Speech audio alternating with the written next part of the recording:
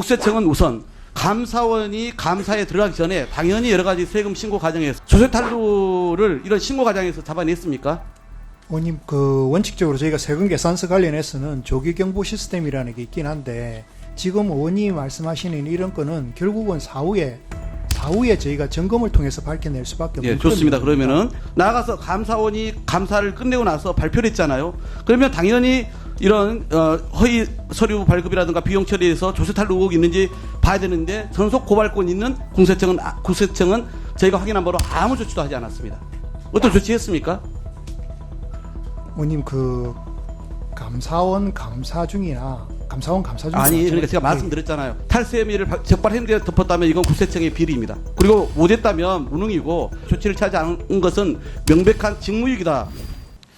예, 청장님 9월 12일 감사원의 대통령 집무실 관저 이종 공사와 관련된 이 불법 의혹 관련해서 감사 보고서 나온 거 아시죠? 예, 제가 어제 보고를 받았습니다. 보셨습니까? 자세히는 못 봤지만 대략적인 내용은 파악했습니다. 집무실과 관저 이전에 예산 얼마 들어간지는 알고 계세요? 제가 숫자는 기억하고 있지 못하고 있습니다. 대강요. 제가 대략 하여튼 공식 비용만 496억입니다. 부대 비용, 그다음에 연간 비용까지 하면 수천억 들어간 건데, 저는 여전히 대통령 집무실과 관저를 왜 그렇게 급하게 옮겼을까? 차분히 해도 될 일을 라고 하는 의구심을 원내대표 시절부터 문제제기를 많이 해왔습니다. 이렇게 대규모 혈세가 투입되는 과정에서 국고 손실을 비롯해서 다수의 불법과 부패 사례가 발견되었습니다. 드러난 것은 세 발의 피다, 이런 평가가 많습니다. 그런데 이 불법을 덮는데 저는 국세청의 직무유기도 있었다라고 봅니다. 우선 대통령 관저 불법 증축 의혹 관련해서 자격이 없는 인테리어 업체 21g이 김건희 여사와의 친분을 고리로 대통령 관저공사를 수행한 것 보셨을 겁니다. 2022년 5월 중순에 시작해서 7월 말에 마무리됐는데 지금 화면을 보시죠. 여기에 본 것처럼 이 21g이 행안부와 계약을 맺기 전부터 공사를 먼저 시작합니다. 그리고 5월 25일에 종합건설 면허가 없는 이 21g과 1차 수의계약을 통해서 12억 2,400만 원 이렇게 체결하고, 그 다음에 5월 15일에 5월 말에 종합건설업체인 원담 종합건설, 그것도 제주도에 있는 회사예요. 여기랑 이제 을 선정해서 7월 1일 날 21g과는 1차 계약을 변경 체결하고, 그리고 8월 16일 날 다른 명칭으로 해서 원담하고 2차 계약을 맺습니다. 그러니까 1차 계약은 건설 면허가 없는 21g하고 한 개 문제인 거고, 2차 계약은 실제 공사를 진행한 21g에게 정산하기 위해서 원담을 동원해서 공사 대금 처리를 한 이런 불법과 불투명이 생기게 된 겁니다. 감사 보고서에 간단하게 보셨다고 하니까 이 대통령 관저공사를 수행한 21g하고 원담 종합건설은 성실 신고를 하지 않았고요. 무자료 거래, 위장 가공 거래 등 거래 내용과 사실이 다른 혐의가 있는 데다가 허위 세금 계산서 발급과 수치, 장부를 또 폐기했습니다. 그러니까 국세청의 조사와 고발이 필요한 불법적 증거가 넘쳐납니다. 또 대통령 집무실도 마찬가지예요. 의도적으로 허위 세금 계산서 발급이 명백한 사안입니다. 이 업체는 동일범죄 이력이 또 있어요. 상습범입니다. 가중처벌 대상인 거죠. 조치를 안 하면 안 되는데요. 이런 상황인데 국세청은 우선 감사원이 감사에 들어가기 전에 당연히 여러 가지 세금 신고 과정에서 이걸 잡아냈어야 하는 거 아닙니까? 조세 탈루를 이런 신고 과정에서 잡아냈습니까?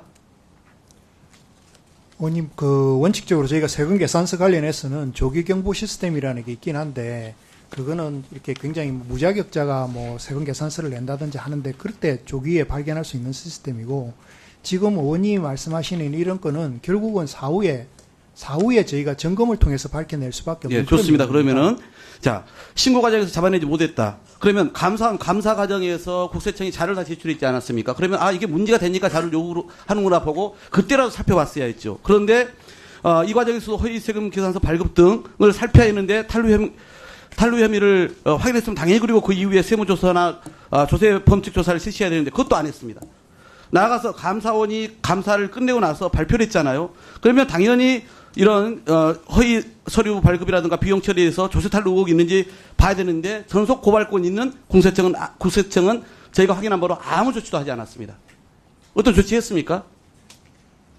의원님 그 감사원 감사 중이나 아니, 그러니까 제가 말씀드렸잖아요. 감사원이 자료를 얘기하면 자료를 제출하면서 이게 혹시 이 업체에 문제가 있었는데 우리가 미리 살펴보지 못했나라고 살펴보는 게 기본적인 책무이지요.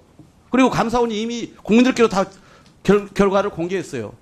저는 진짜 만약에 감사 전에도 탈세 혐의를 적발했는데 덮었다면 이건 국세청의 비리입니다. 그리고 못했다면 무능이고 감사 과정에서나 또는 감사 결과가 나온 후에도 조치를 취하지 않은 것은 명백한 직무유기다라고 생각을 해요. 그래서 이제 그동안 손 놓고 있었는데 국세청이 이 이전 공사 관련해서 업체의 탈세 혐의에 대해서 전반적으로 살펴보고 고발해야 한다 보는데 어떻게 생각하십니까? 의원님 그 저희가 감사원 그 감사 결과가 9월 달에 나온 것으로 제가 어제 보고를 받았습니다. 지금 저희가 뭐 다 살펴보고 분석해보고 탈로 혐의가 있으면 뭐 시기가 언제든 반드시 해야 되고 할 수밖에 없습니다.